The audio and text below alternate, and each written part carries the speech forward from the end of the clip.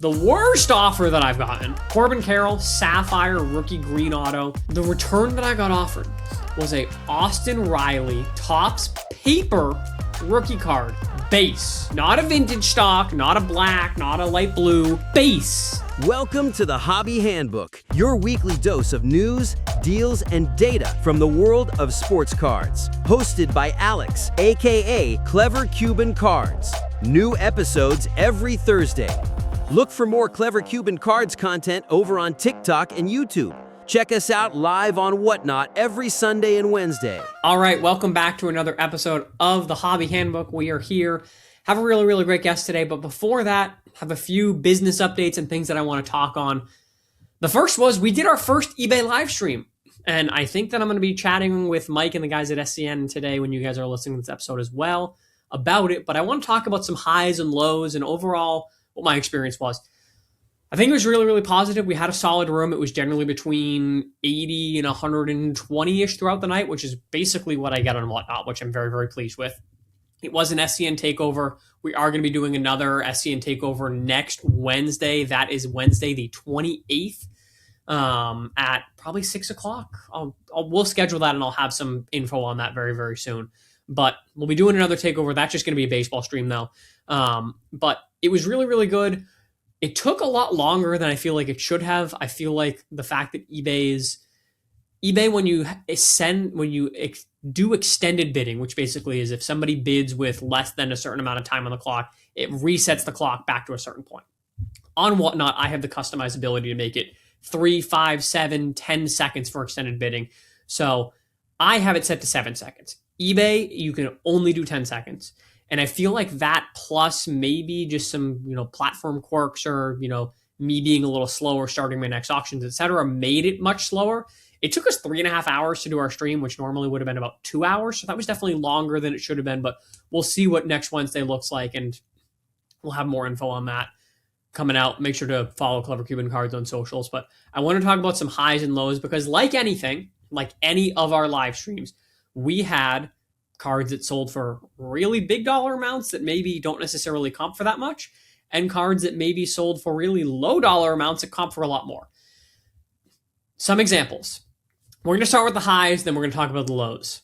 So we had a Otani, Roki Sasaki, and Yoshinobu Yamamoto Cosmic Star Clusters. It's a $20 to $40 card. It did $95. People sometimes get into the excitement of live auctions of bidding. They want the card and they're willing to pay a price. Jamar Chase, we had a select die cut rookie that did $50 and it's a $10 to $15 card. I had an Aaron Judge Chrome Aqua Lava, I think it was. There's a direct comp. I bought it from somebody else for like $40, $50, I think it was. The direct comp on eBay was somebody bought it for $20. I bought it from them for more. It sold for $97. So you have instances where cards sell for really high. But the flip side of this, and this is the reality of live auctions, and this is the reality as to why I personally do not talk comps when a card is live, selling, etc. Because there are also plenty of lows. We had a Julio Jones Red Prism that was a PSA 10. The last PSA 9 sold for $75. The PSA 10 sold for $63. A Ronald Acuna Extraterrestrial Talent Black numbered out of 10 from Cosmic and an SGC 9.5 sold for $77. The last did $138. An Otani Topps Holiday Refractor out of $499 sold for $44. The last two, $166. $100 and then $66, not $166, just to be clear. I had a Yuri Perez Topps Platinum Anniversary Rookie Auto, sell for $10, does $20 to $25 pretty consistently. A Paul Skeens Budding Talent that sold for $13 out of the Bob Ross set, does $35 all day. Travis Kelce Contenders Cracked Ice PSA 10, sold for $49. The last three are $75, $70, and $106. And my take there is, are there the cards that sell high? Yes, there are the cards that also sell low. At the end of the day, generally it averages out. I know that when Mike does his live auctions, if he has a card that sells really high, he takes the approach of, hey, that won't weigh over comps. I'm going to give you some free stuff. My general approach is I try to give everybody some free stuff because what I don't want to do is make somebody feel bad for paying a price. The person that paid $50 in the Jamar Chase It's a $15 card. Yeah, they overpaid based on other comps that are there, but you know what? They valued the card at that. Values change, and that person, and what I like about the way that I run my auctions is that we pre-list every single card. I put pictures there so you know exactly what card it is. And you have the time to do your research, and you have the time to look and see, okay, what's coming up? I'm going to understand what cards there are. You pay, I know we're not breaking where you're playing the gamble of, oh, what am I going to get? You know exactly what cards you're getting and exactly what price you're paying for it. Is it potentially that sometimes cards go over comp? Yes, and cards also go under comp, but I don't want somebody to feel bad about paying quote unquote over comp, because all a card is worth is that somebody's willing to pay for it. And in that moment, it was that. And the thing too is, for a card to get up to that price, for it to get to $50 for that Jamar Chase, somebody had to bid $49 against you. So there were at least 2 people in that room that were willing to pay that price. So to me, that's where the variance of card values come in. What's really, really cool about the eBay live comps is these are all now eBay comps. You can see them on Card Ladder. You can see them on eBay sold auctions. That's really, really sweet. So I'm very, very excited to see what's to come. Seeing that we're doing things on eBay, one of the things that was a big takeaway and a big thing that I think that we are going to be taking advantage of now in a good way is that as I was pre-listing the cards on eBay, I realized, and I made some content about this last week, every single card that is listed shows up on regular eBay search. So, if I were to list, this is just a card that's on my desk, Matt McLean, pristine blue, numbered out of 75. Normally, when I list that card, I'm just literally going to type Matt McLean, pristine, blue, pristine, numbered out of 75, Reds. As an eBay title, that's not that great. You want to have the year, you want to have the team, you want to have the card number, you want to have all the details, sealed. You want to have all the tags that it's serial numbered, that it's all the things that you want to list out when you are creating an eBay listing as like a buy it now or a best offer.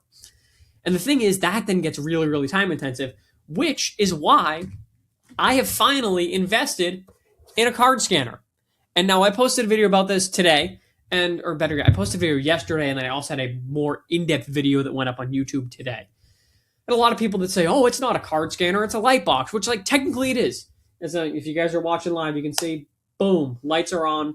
How it works is the card goes inside here, and there's a little hole that it scans through right there. You toss your phone on top, and you're able to scan it using the app called Haystack.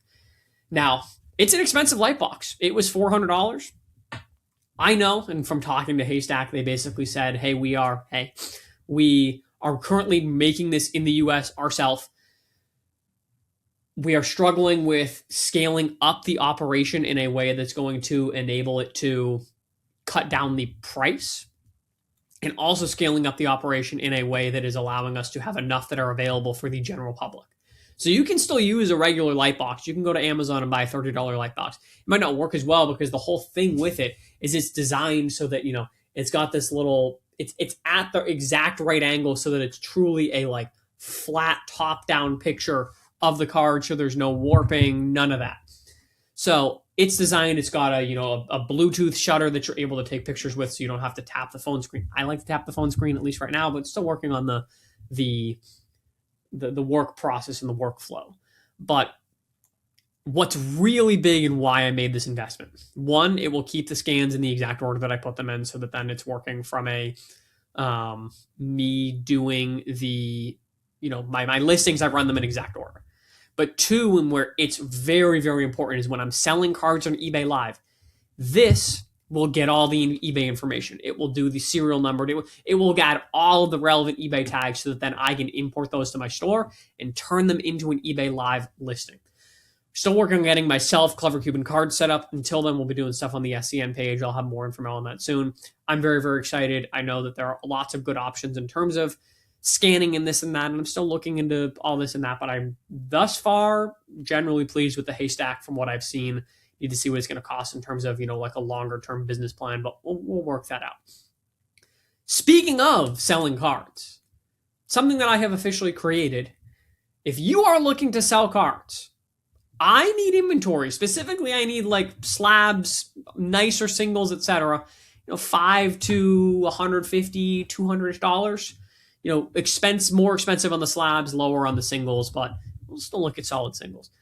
If you are looking to sell cards and I'm not going to pay 100% comp. Sorry, I need to make money. If I'm going to do the work of selling the card, you're not going to make 100% of the work for zero. You're not going to make 100% of the profits for 0% of the work. If you, though, would like to sell me cards, I set up an email account, sell-to-clevercuban@gmail.com.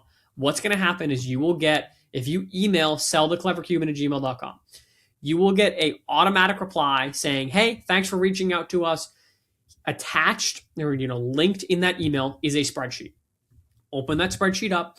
You need to make a copy of the spreadsheet. That is the template that everybody will use. You can't fill that out. If I get a request that says, hey, can I have access to the answer is no. You need to make a copy. You can do that without any access.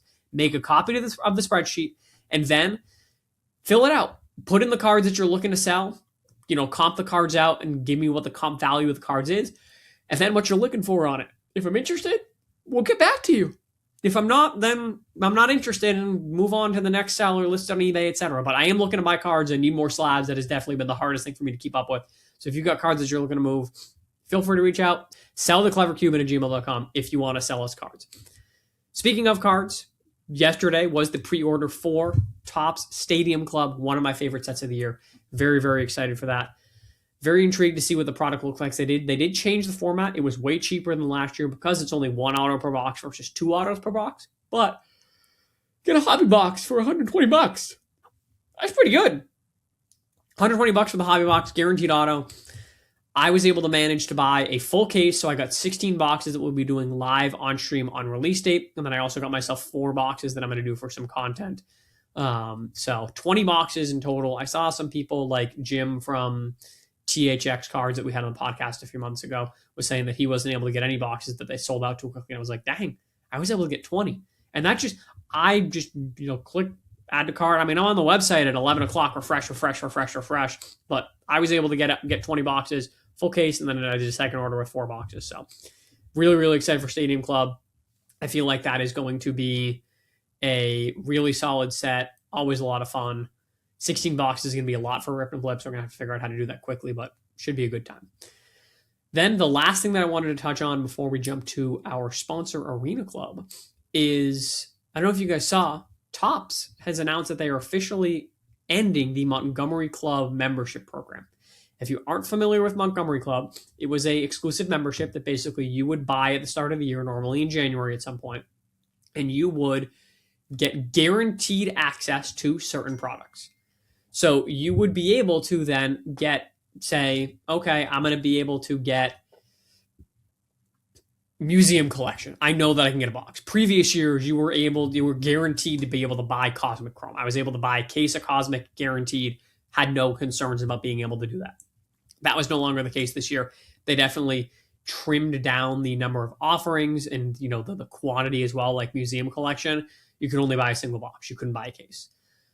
Generally, I don't even think that there were any cases available now that I think about it. So I feel like I honestly was probably not going to do Montgomery Club anyways, because I felt like it had been devalued enough. And I feel like Topps clearly was just saying, hey, we aren't necessarily seeing the value in this, so we're just going to end the program. So if you are somebody who has done Montgomery Club, is doing it, was thinking about doing it in the future, just know that it's not going to be there. They did at least give a nice little consolation of like, hey, as a thank you for having had Montgomery Club this past year, I am going to get access to a Topps 3 basketball set, I'll be guaranteed a box that I can buy. I don't get it for free. I have to buy it, but I'll be curious to see what the price comes out on that and whether or not I decide to buy a box. But just interesting that they're getting rid of it. Again, I didn't feel like the value was there, so it's okay-ish by me, but it is sad to see it go because it used to be a really, really cool offering. Now, before we jump into our interview, I do want to talk about Arena Club for a little bit. I thought it'd be fun to go through. One of my favorite things that I've been doing on Arena Club is doing a lot of trading. In my showroom, which is where, basically my vault that all of my cards are kept in, I have, let's see how many cards. I've got 54 different slabs in my showroom right now. I get a lot of different trade offers. I get some really good trade offers that are really fun. Like I've got one in my inbox right now that I'm thinking about. It's, a Charizard and another card for a Pikachu. I like Pokemon. We know that. But I've gotten some really good trade offers and I've gotten some really bad trade offers. And I thought that it'd be fun to talk about some of both of those. And if you are interested in trading with me, come on over to Arena Club. You can find me, Clever Cuban Cards. Really, really cool to trade. Always down to do so. Worst trade offer that I got. absolutely, maybe the second one is the worst. Two really bad trade offers. The first one, I have a Puka Gold Choice Prism PSA 9, numbered out of like 10 or something like that. I think maybe might have been 8.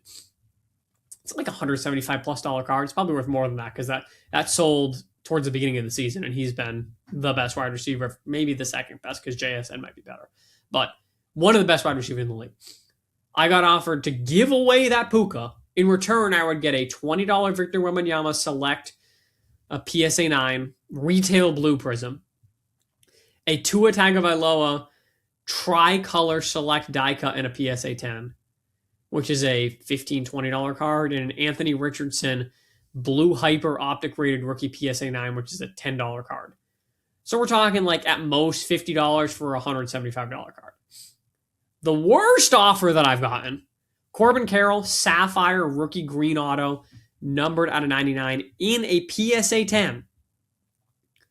It's about a last sale on it was $350. I think that it's more like a $400 card. The return that I got offered was a Austin Riley Topps paper rookie card base. Not a vintage stock, not a black, not a light blue, base in an Arena Club 9.5. A PSA 10 is a $20 card. This is what, 10, 15 bucks? Yikes, that got declined. On the flip side, though, there were some really great trade offers that I got. I had a really cool Mew that I traded for a Lugia. The Mew was like a $40 card. The Lugia alone was a $55 card. Plus, I also got another $15 to $20 card and another $10 card. And then the trade that really worked out for me, I pulled out of a football slab pack an Adam Vinatieri Downtown. Really, really cool. PSA 9. It's a $235 card roughly. I got an offer. I had somebody reach out in Arena Club messages because they have the opportunity to DM people now. I got, the person reached out and said, hey, I'm interested in this Adam Vinatieri. Would you be interested? Would you be open to moving? And I said, sure. Looked at what they got. They had a really cool Ken Griffey Jr. Stadium Club refractor at a 1999 Stadium Club, I think it is, in a PSA 9. At the time, the Adam Vinatieri was still, the comp on that was pretty consistent. That was like a $230 card. At the time, the Griffey had done about $280, the one before it did $235, I think it was. So I said, hey, I'd be interested in the Griffey. And said, hey, I'll do that. I thought it was a really good deal. The last Griffey, after this trade that I did, there was a sale, $370. Big win. I'll take it. Absolutely. So really, really fun to be able to do some of these deals. If you want to trade with me or Arena Club, come on over, check it out. And if you want to grab a slab pack so you can have some stuff to trade, use code SCN20. Rebecca will chime in if that's correct. I think it's SCN20 at checkout to get 20% off your first pack. Is just it SCN? Okay. Well, say it again. Just SCN. Just SCN. What the heck? My code is Clever Cuban 20. Just, you guys have a better code than I do, I guess. Use code SCN. No, we always get it wrong. Just SCN. Yeah. Always get it wrong. So use code SCN at checkout. That'll get you 20% off your first slab pack. Enough of that. Let's hop on over to our interview. We have Zack of Zack's Bowman Hacks. Should be a ton of fun. All right. So we have Zack of Zack's Bowman Baseball Hacks. Is that correct? Yep. Zack's Bowman Hacks. Yep. Awesome. Zack's Bowman Hacks. Zack, for people that aren't familiar with you, give them a quick intro of you, the type of content that you make, what your kind of background with cards, the hobby, etc. is. Absolutely. Yes. So I am a licensed special education teacher, and I am on a year of professional leave this year and working primarily in sports cards every day and working on kind of developing what I'm hoping is a long-term sustainable model for where I can work in cards full time. And Bowman baseball cards are my favorite kind of sports cards to collect. I, like many people, got back into card collecting in January of 2021, mid-pandemic. And I loved cards as a kid growing up. I collected cards all the time, and then kind of fell out of it once high school had ended, but got back into it. And then after trying out a few different avenues with cards, and by the time Bowman Draft of 2021 came out, I was clear, at least with myself, that, okay, this is my favorite thing to do. Okay, cool. Prospecting. So, curious, were you always baseball and you just kind of eventually settled in with Bowman, or did you dabble in things other than baseball? I dabbled a little bit in some basketball cards and maybe like one box of Score Football or something at one point. Yeah. But settled on, and I like basketball. I watch basketball, but baseball has always been my favorite sport, and it's the one that I know the most. So with basketball, like when I would open up packs, be like, okay, this guy, who is this guy? I would like, I don't know, much less familiar for me than baseball players in general. And then I've always really enjoyed kind of like the prospecting just for like fantasy baseball or like checking out my favorite teams or things like that. So I figured out there was a way to kind of do that with baseball cards that really took over for me for what my favorite part. Yeah, that's awesome. Because the reason I ask is like I obviously have landed on baseball primarily as well. But like when I got back into the hobby, I was doing a little bit of everything and kind of just doing, what was popular and I was able to find in terms of, retail product. Because back 2021, you go to the store and you're not finding anything on the shelf. Nope. So ripping what you could and this and that. And I also asked because I know you're from Minnesota and, obviously 2020, Anthony Edwards rookie year, things like that. But definitely, I mean, both baseball guys definitely enjoy that. Yes. But yeah, was there a specific prospect in 2021 Bowman Draft like you were really into that kind of like got you deep in there, or what was it? Oh, that's a great question. So actually, the first prospect that I really dove totally into was Emmanuel Rodriguez, who's a Twins prospect. Great prospect. And he was the first one, and he was actually in the 2021 Bowman Chrome set. And that was the first time that I really like made a point out of chasing a prospect, as they say, where I was like jumping in Twins breaks. I was looking for his singles, and my buddy Ryan, who he'd collected Bowman cards for a long time, and he also lives in the Twin Cities. We played in a wiffle ball league together, but he had seen me on like the Real Sports Card Facebook page, like jumping into some breaks, and he was like, okay, if you're getting into Bowman, we need to talk about Bowman because there's some things you should know. And he was the one who initially to me was really hyping up Emmanuel Rodriguez. He was like, he's so underpriced for how good he is. I really think he's a good buy. And I was looking into him like, yeah, he looks like a monster. So he was the first prospect I really got into. And then in 21 draft, I went in pretty heavy on Jay Allen for the Reds, who has not worked out at all yet, but I still have a good chunk of his cards in my basement. And then he was a big one from that set for me. And then, although 21 draft, it was still like more, I was opening up too many boxes and just like seeing who I got and then paying attention to them from that rather than deliberately picking out players to go after. Yeah. It's Bowman is such an interesting one because I feel like, and obviously you're a huge Bowman guy. I'm going to be honest, I'm not as big of a Bowman guy, which people are really surprised about because I am somebody who I love prospecting. I have been the commissioner of a dynasty baseball league that is in its 13th year running straight. Like we have been doing this since like my sophomore year of college. Yes. And that like it is, we have, what is it? 45 man minor league rosters. We are deep and I love prospecting, yet I don't do a ton of Bowman cards. Yeah. And I feel like for me, the Jay Allen example is such a prime thing. It's like I have guys that I really, really like, but then like so many, we all know the majority of prospects don't work out. Yep.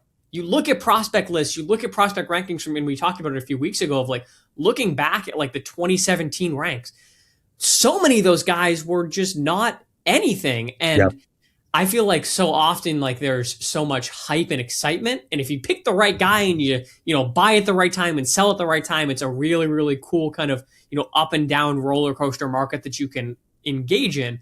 But there's also so much risk involved, especially when you're opening boxes, which is I know what you did with Bowman Draft. Before we talk about you ripping your full case plus a super jumbo, because I watched you do all of that.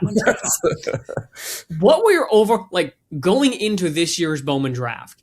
Was there a specific reason why you said, I'm going to try this out in terms of, was it something about the class? Did you think that you found specific value? Was there really good sleeper picks, something like that? It was really more, I thought there were two things that I could do to give me a much safer floor Mhm. than if I were to just go to the store and open up a box or a case.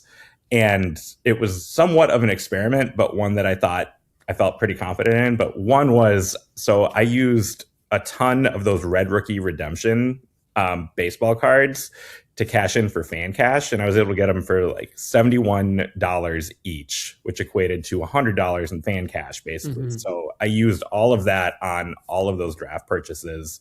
So I was able to get like 29% off all of those, like the case and then the Super Jumbo box. So it took what would have been like a $5,000 purchase down to $3,500, which is still obviously a huge chunk. Yeah. Huge chunk. And it also eliminated the sales tax, which I'm still not sure why, but that saved me an additional like $200 some dollars. Yeah. But the biggest thing with it was I decided to pre-sell draft the paper single cards that I knew I would get from that case. And which meant the reality that I'm living right now, which is I'm spending a week sorting and shipping massive amounts of these cards, which is incredibly tedious. But I ended up making net after fees and after shipping an additional like $1,100 just on those draft paper singles, which is like, those are usually the cards that are the ones that get set aside in breaks. They're their own break spot. Like people are not into those cards, but like the singles can do pretty well. And especially for the pre-release, all that, I figured they would do all right. So that, and I was hoping to get about $800 on that. So that ended up going a little bit better than I was expecting. But so that got basically what I needed to get back to around $2,500 from the 24 autos, all the refractors, the chrome cards. And I also have a connection with a gentleman here who only, he collects only the complete base sets. And he's actually been doing this since the 50s. He's been collecting like the complete Topps base sets since the 50s, all the Bowman sets.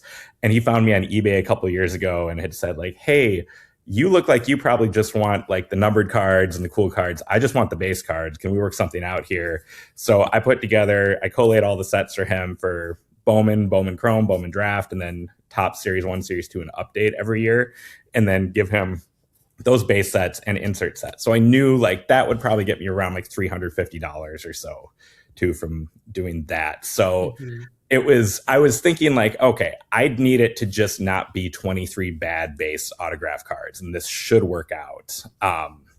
But so it wasn't so much the class as it was like, I think this is a process that I could do with most draft releases, but I do also like the class a lot too. So that is interesting because I've heard a lot of people be so on the class, and I think a lot of it is it is a slightly pitching heavy class, which there's like, granted, Paul Skeens has changed the trajectory of what a pitching market looks like in baseball, but still pitchers are pitchers compared to, you know, and I know you've got Eli Willits and you've got at least there are good hitting prospects, don't get me wrong. But I think I've heard a lot of people say that they aren't as huge on the class, or maybe just that they don't feel like the value is there for what Topps is charging on the boxes, which, to your point, you were able to save a lot of money on those boxes by doing those Red Rookie redemptions, by saving on that sales tax. By the way, if you are thinking of, you know, creating a full-time card business, get yourself registered, and so you don't have to pay sales tax on anything. Yeah, I can't. Yes, thank you for saying that. I absolutely need to do that. I don't know why I haven't done that yet. Well, honestly, Zach, it was not until, what is it, July of 2024 for me that I got registered. I had been doing, you know, I bought 6-7 months of whatnot inventory for myself and, you know, my single streams, and I was paying sales tax and everything on eBay, and Nashville, we don't have any income tax, so I don't complain about our sales tax being 10%, but it's a 10% sales tax. Yeah. So if I'm buying, you know, that $5,000 case off of Topps, that's an extra $500. That's an extra box that I'm paying just in sales tax. Yeah. When if I'm using that for the business, like, Yep. you don't need to pay that. My buyers are paying sales tax as well. Yeah. So Absolutely. you should do that. But thank you. I need to do that for sure. Yeah. That will save a big chunk on. And it costs some money. It's $300 a year, at least in Nashville, to register your LLC, etc. But I think it's worth it.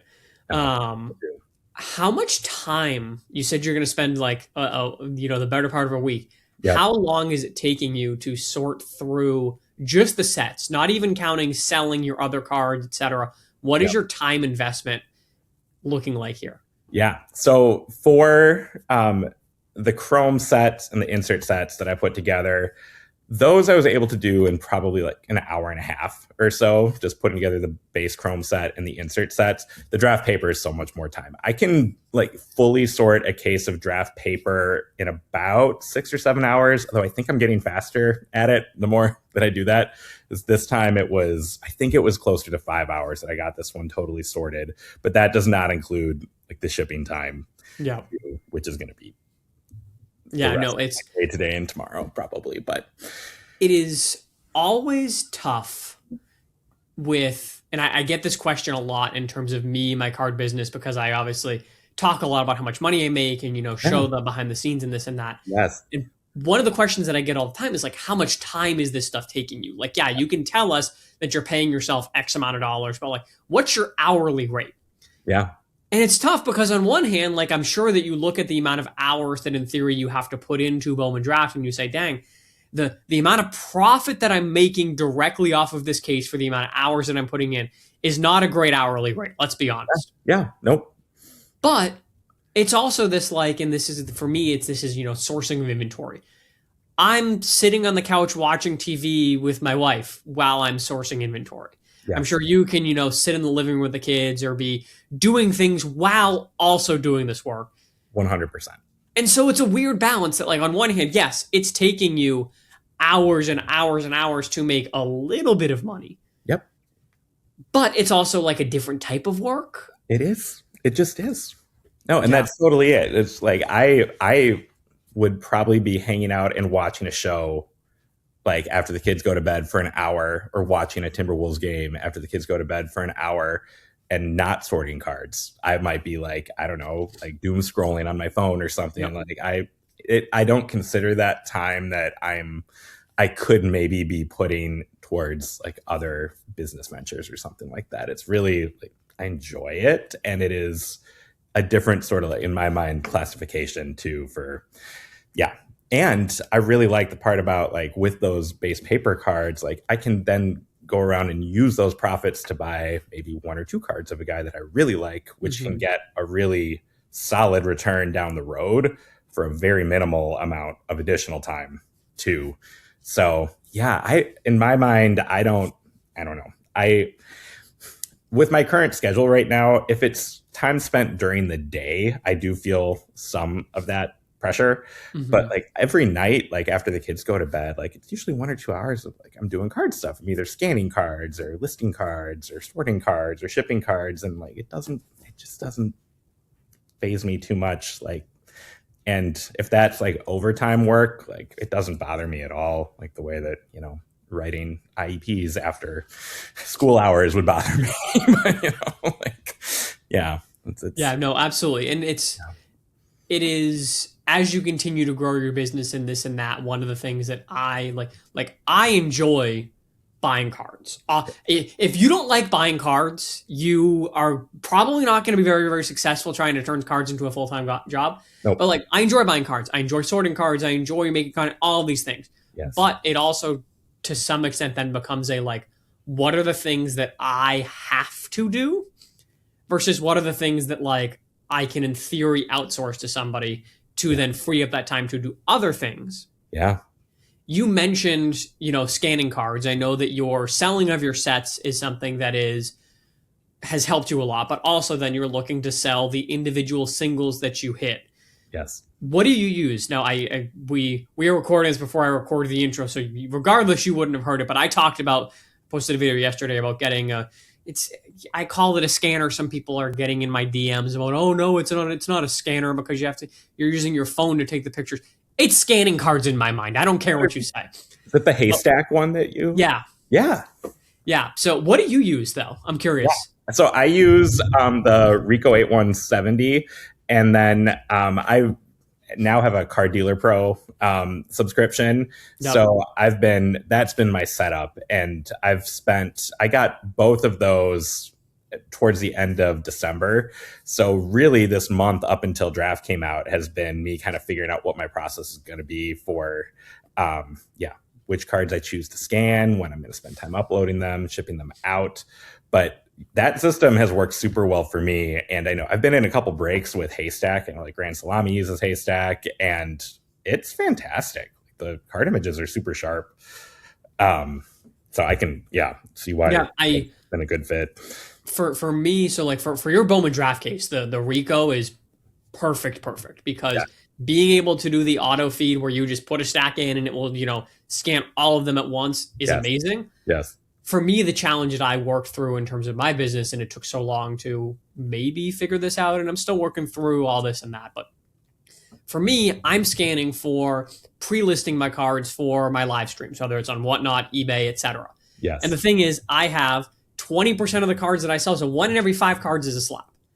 And I need to keep those cards in an exact order in which I scan them in. Yes. So while I guarantee you the 160 top-loaded cards that I sell would go way faster on the Ricoh, then having to take the pictures of 40 slabs and then recollate them into where it's supposed to be, I'm like, I feel like I'm going to lose the time there. Yeah. And so doing it on like a 1x1, whether it be a flatbed or like a scanner like the Haystack, I think is what I ended up netting out on. But I feel like the Haystack was a little bit faster from the flatbed having to kind of do the whole like, and then you got to flip it over again and do it again, like versus like boom, done. Like I found it to be quicker, but it's amazing how many different technologies and things are out there. Yes. How do you feel like it has, do you feel like in that last month since you got the Ricoh and kind of got the Car Dealer Pro membership, obviously the influx of Bowman Draft inserts and singles and parallels and all this and that definitely helped in terms of mass amount of inventory to upload and sell. How much more efficient do you feel like it was for you? And do you also feel like you're seeing the sales results on the back end as well? Yeah, I'd say everything up prior to Bowman Draft, it like the word like revolutionary for what it's meant for my own card selling, I think is not an overstatement. I have felt so much more efficient. And so I work a monthly card show here in the Twin Cities where like I've had 3 500 count boxes of cards that are set up as like $1 to $10 bins. People can dig through them. Yeah, that sort of thing. And like my eureka moment with that was like, so there's one time a month when I'm hoping that a couple people will sort through these rows and find these exact cards, or I can take them out and scan them and get them on eBay and collects, and suddenly everyone can see them all of the time.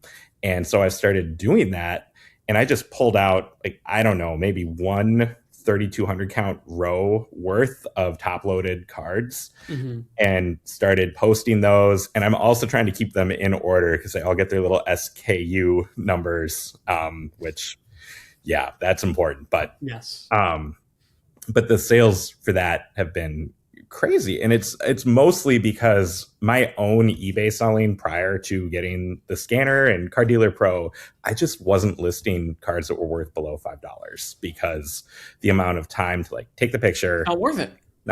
Just not worth it. And I would rather like throw them in this bin that I've got for the card shows and hopefully somebody finds it, but and then I'll keep my stats. So now I feel like I've got 4 years worth of cards that I can go through and, try to get them listed. And yeah, I've had to push pause on that because I've got, I think it's 170 orders to like get fulfilled this week from draft and others. And wow. Yeah. So I need to get caught up on that, but I'm so anxious to get back to like scanning and uploading and all of that. But yeah. So that's the like so many people, like my business is built on the foundation of I don't want to list the $5 card.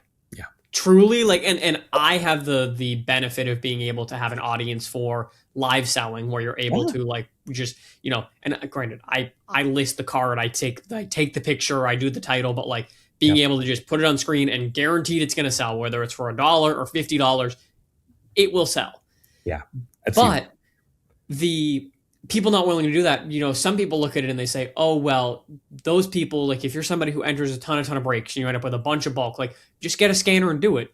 It's not as simply, it's also not as simple as just getting a scanner and doing it, because you also have your shipping and fulfillment and customer service that is so time intensive. 170 orders to get out this week. That's a lot of orders. It's a lot of orders. It will probably be my whole day, rest of the day today, all day tomorrow. And then I'm hoping to be done sometime on Friday so I can spend some time prepping for a card show on Saturday. But yeah, we'll see. Yeah. I don't know. I've finally, and part of this was I had to go through and sort this full case of draft paper leading up to it too, which I finally finished this morning before we hopped on. Nice. So yeah, so now that's ready in theory, but yeah, that time part is huge. So that's going to have to be the balance that I figure out too. Is like scanning cards is so fast. It's so, and I went through with draft and I actually pulled out all of the refractor cards that I got. And I think I pulled out the top names and posted those by themselves. But then I also scanned all like 212 base refractor cards that I got and posted them for between like $2.50 and $5. And they've just flown out the door. But I was able to post those all in about 45 minutes. And now it will take me a good couple of days to get them all shipped. Yeah. And that's where you as you scale and start to hopefully see profits in this and that, you either A, figure out faster and better systems, and or B, pay somebody to do it. Yep. Like I pay somebody $175 a week to do all of my shipping. And then I don't have to worry about it.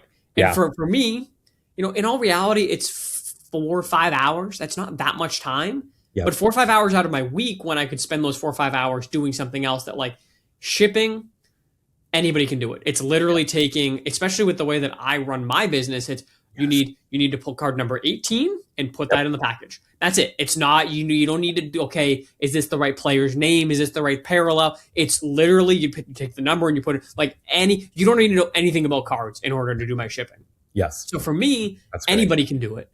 Yeah. And for, the person who does my shipping, 4 or 5 hours a week at $175, that's amazing. Are you kidding me? Yep. That's a great deal. That's $35 an hour. Yep.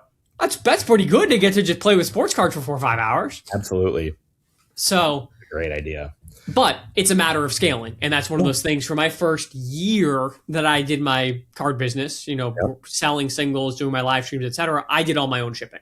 I was not somebody that, I had to see and get the profits to a point where I was able to say, okay, cool, now I can outsource this, because hopefully by regaining this time, I can then go do more and make more money with that.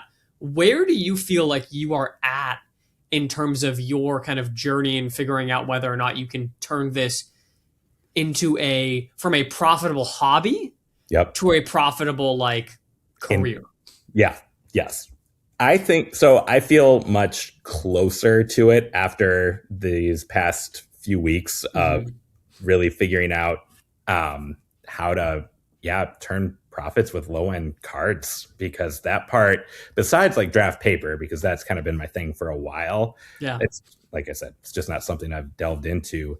And there are so many people who are looking to unload their like big lots of cards. And a lot of times it's just super low end stuff where it's going to be really hard to get a return. But there's also a lot of people who are wanting to sell a pretty good value lot where they just don't want to put in the time to, because the time is a lot to sell the stuff that's like $2 to $10. But I've found, in fact, a lot of people here in the Twin Cities who have been like, hey, I just want to like unload these cards. Like, could you give me this for them? And then I'll look through them or something like that. So like that part, I feel like that helps give a nice floor. I really still suspect that in my basement is maybe close to a year's worth of low-end income if I really sit down and spend the time. Wow. Yeah, which is both embarrassing but also exciting. Amazing. Yeah, so it's like part of those bad decisions that my past self made, but then also just some of the I am so quick to jump on a lot that I think is undervalued. And then, yeah, that just kind of builds up too. So there's that.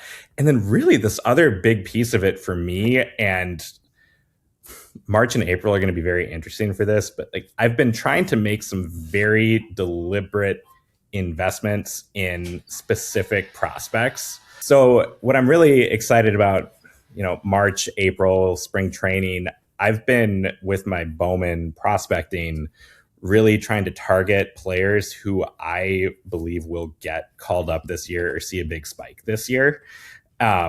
Is what I like, and kind of with the model that I'm working with, is that the low end cards can really provide, I think, a nice solid floor. Mm-hmm. And what I do with draft paper, I have 19 cases worth of draft paper coming from various breakers, which is a lot of sorting.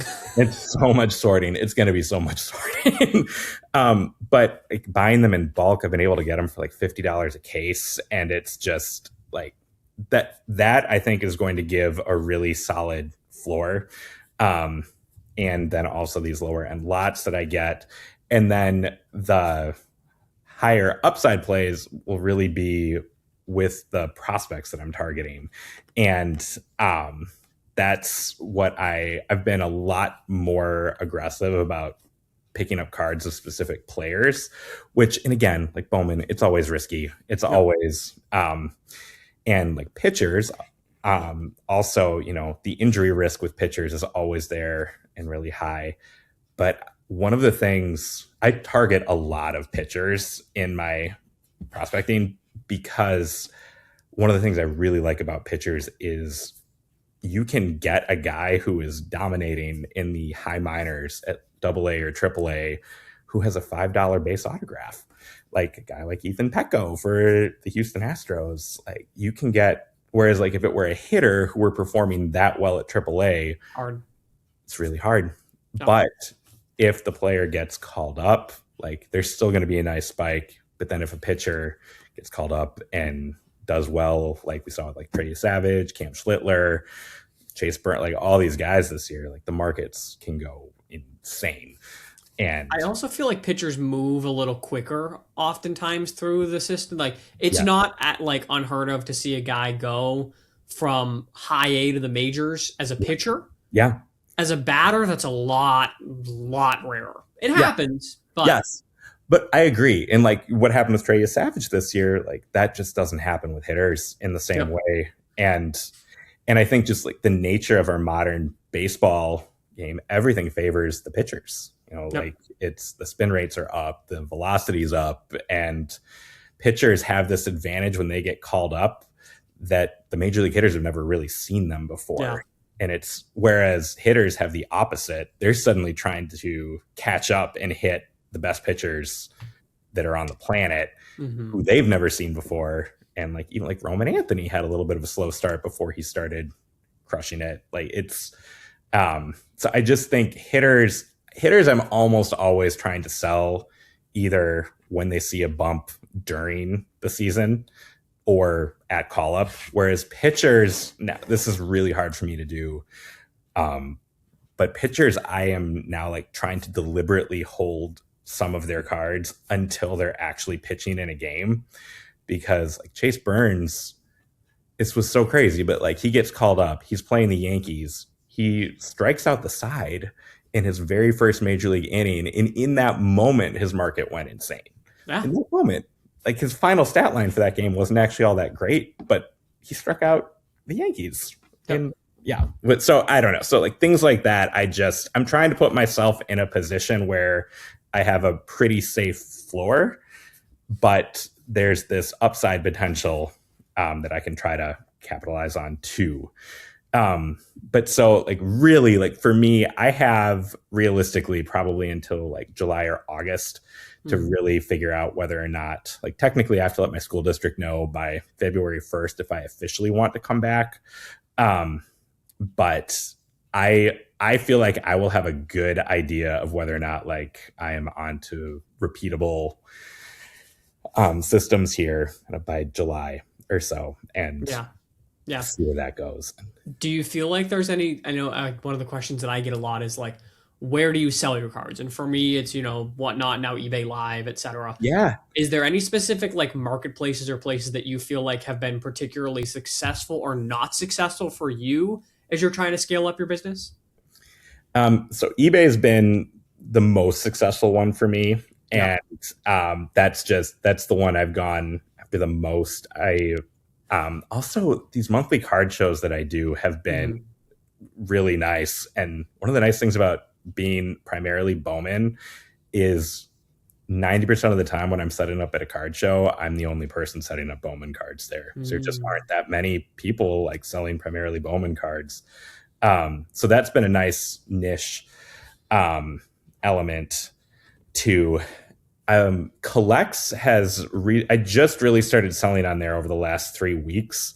But that's been going pretty well so far. And I know that's one where it kind of builds up over time. But so I've talked with Alex, Big Z, a fair amount. He keeps telling me like, dude, you need to sell on Whatnot. Like you really need to, and I know like you've had a lot of success selling on Whatnot, and kind of, it's definitely something I want to try at some point. My goal kind of for now in February has been to feel like I get my system for like Car Dealer Pro, eBay Collects up and running. I'm caught up.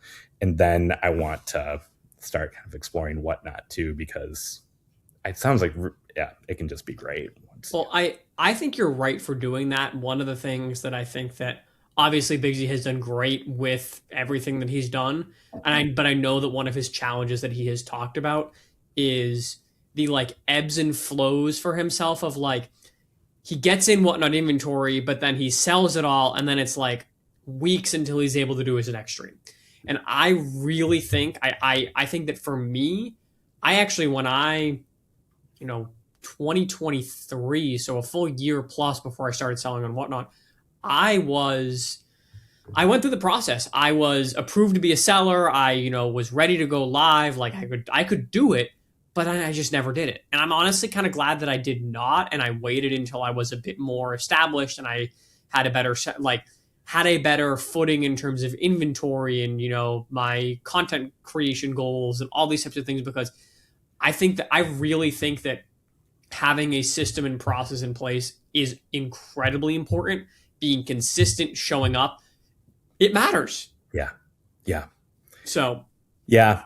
I watched an interview with, I can't remember her name, but she works a lot. I don't know if she's in charge of the eBay Live development or not, but she was, saw an interview with her where she was talking about like what we want from our live sellers is we want it to be like when a person gets off work and they want to go to their favorite bar and hang out with their favorite bartender. That's what we want to have, like that kind of consistency. So people know when they get off work on Thursday, they want to go hang out with like Alex on his live stream, and they know it's gonna be like, and that really matters. And I also feel, so my kids are 4 and 2 right now.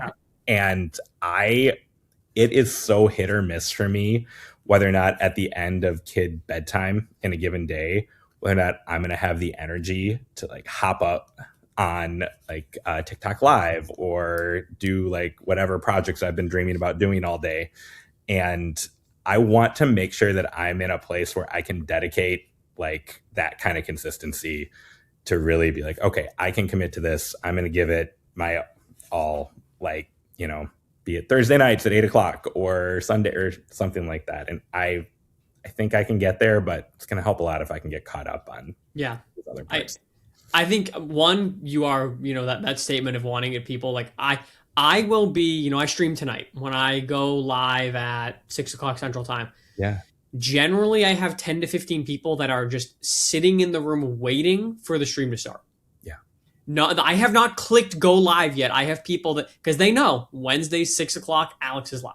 Yeah. And they come, they hang out. Like there are plenty of people who don't buy any cards. They just come and they chat, and that's fine by me. Yeah, absolutely. I think that having that consistency is great. I also think that you are very, very accurate. And, it is, like I said to my wife when she was leaving today, I was like, hey, reminder, and she normally is on it, but like reminder, I stream at 6. So like you need to be home at a decent enough time to, take over baby duty because we have a 9-month-old. And congratulations. Yeah. So she is, 6:00 is generally, we're starting the bedtime routine, but like that is, you need to take that over. And that's just built into our like weekly cadence. Yep. But it is a thing, and having the energy to go do it. Like I get off of stream and I'm tired because it is 2 hours of you need to be on and entertaining. Yes. Yes. It's not just, I get into, at the end of my streams, I always try and raid a new Whatnot seller versus somebody that's, Whatnot. If you ask Whatnot, they say to raid somebody big because it's more likely that their followers will then follow you. And I'm like, yeah, I get that. But like, I mean this in the nicest ways. I don't need more followers. Like Right. We're fine. That's not what I you're would going. rather help somebody else out. But the thing is, some streams I go in and they're running a great show, and other streams I go in and literally they don't even notice that they just got raided with 70 people because they're not paying attention, putting on an entertaining show, etc. And it's like, you need to be something that like people come in and they're like, oh, this is fun. I want to stay here and I want to participate in this. Yes. So I think that you're right. I think that you've got the inventory. It sounds like with all the stuff in your basement, I think that you could definitely do it, but it's a matter of being able to be ready for it, consistent. And, I think you're approaching it the correct way. So kudos to you.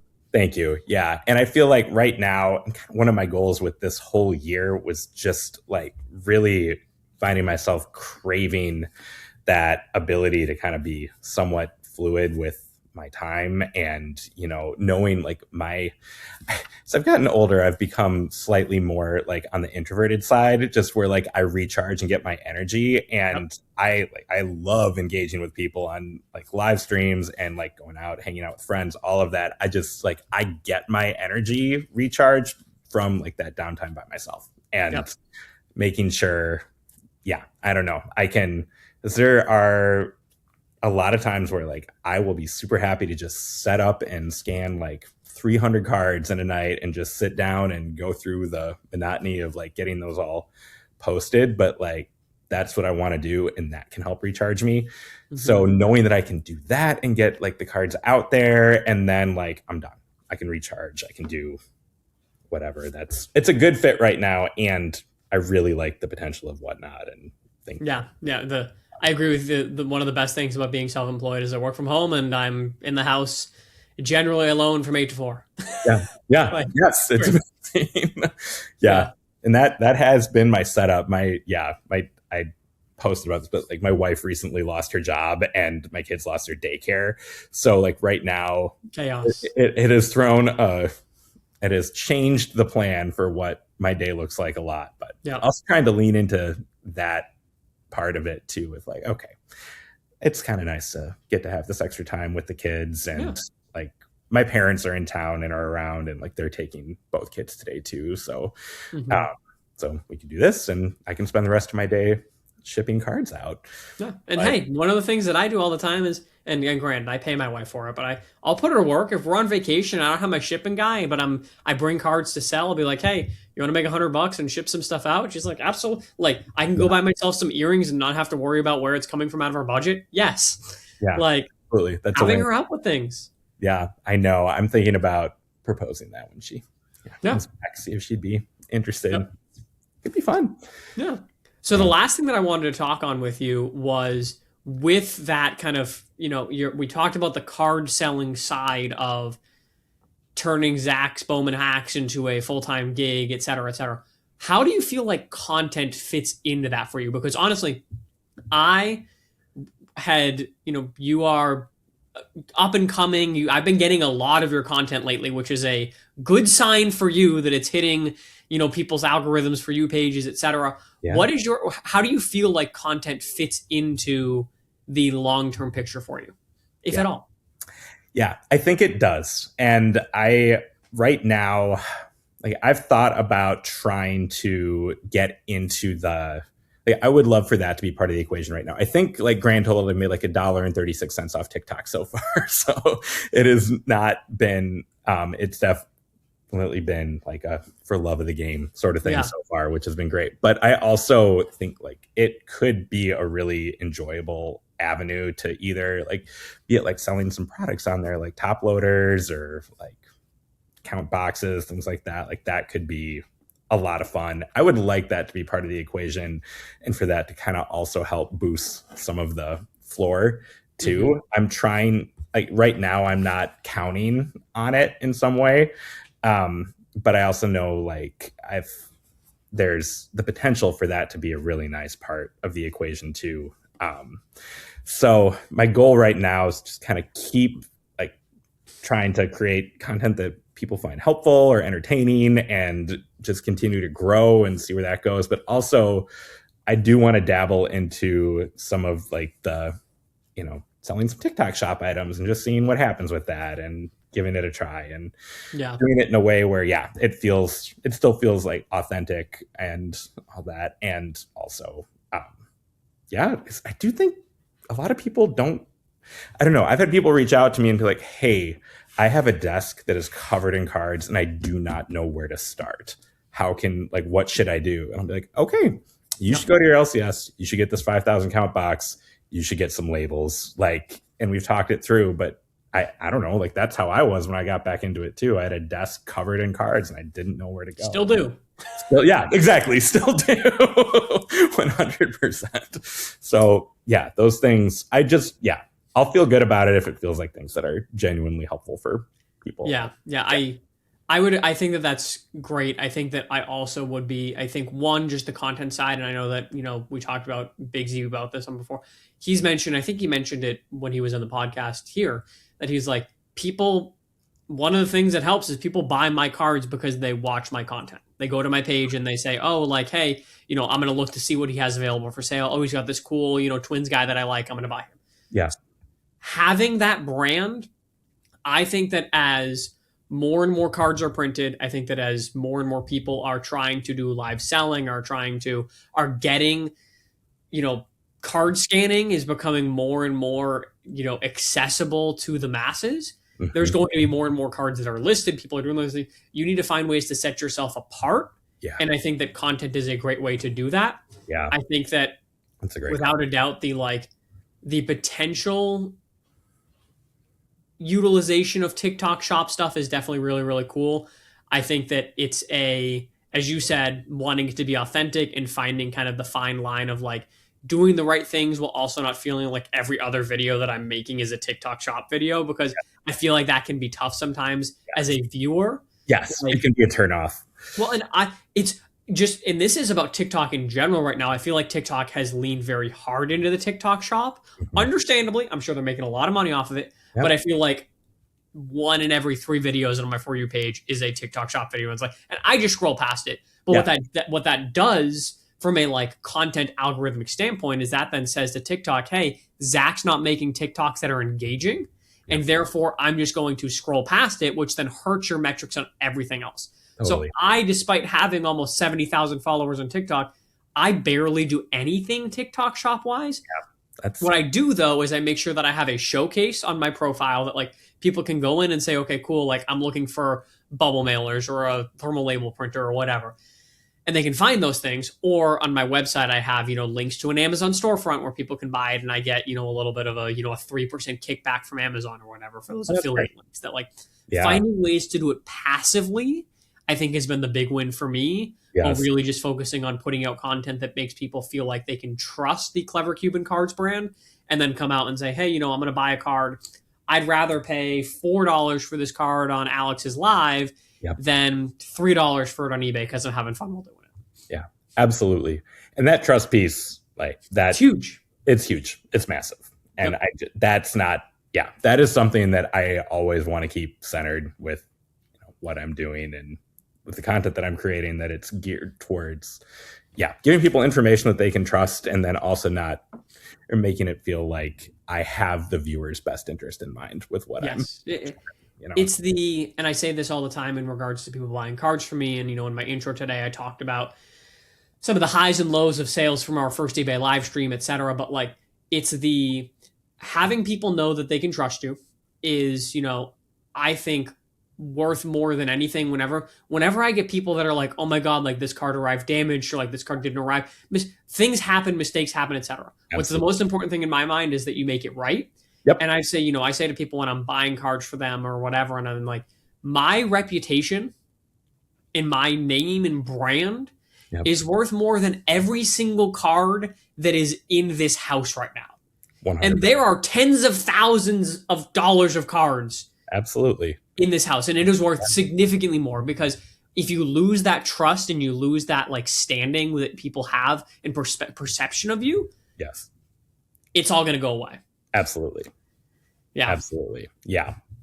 Yeah. No, I completely agree. No, I had somebody who actually follows me on TikTok came to a card show I was set up at this past weekend, and they bought some cards from me, and I got a message from them afterwards saying like, "Hey, this Nick Kurtz card has a badly damaged corner." And I was like, "You're kidding. I can't like," and he showed me pictures of it, and yup, it was damaged. Yeah. And I somehow I missed it. I made a mistake with it. So It happens. It happens. The volume that we work with, I say it all the time. Whenever I get messages about damaged cards, I'm like, guys, I sell 2,000 plus cards a month. Yeah. I cannot, I try, I look it over, Absolutely. but I cannot look at every single card under the, big overhead light, looking Yes. closely. I look at it quickly in the top loader to try and see, okay, is there a absolutely cooked corner? Right. But I can't look at everything. It happens, and let's find a way to make it right. Absolutely. Absolutely. And that's right. And I think so that's what I'm going to give him his money back and take the card back and see. But it was a card that I bought in a big lot, and it was in a nice, like, top loader thing, or like, I think it was in a one touch maybe even, or something like that. Like, oh, it looks all right. And then no, not all right. But making it right. That's what mistakes are going to happen. Yep. Just like in life, Exactly. Everybody makes mistakes. You got to make it right.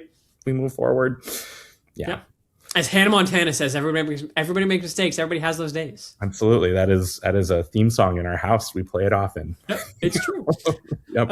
Well, thanks so much for coming on, Zach. If people want to, check out your content, I know Zach's Bowman Hacks. Yep. Where can they? Is your eBay page under the same name? Collects. Where can they find you there?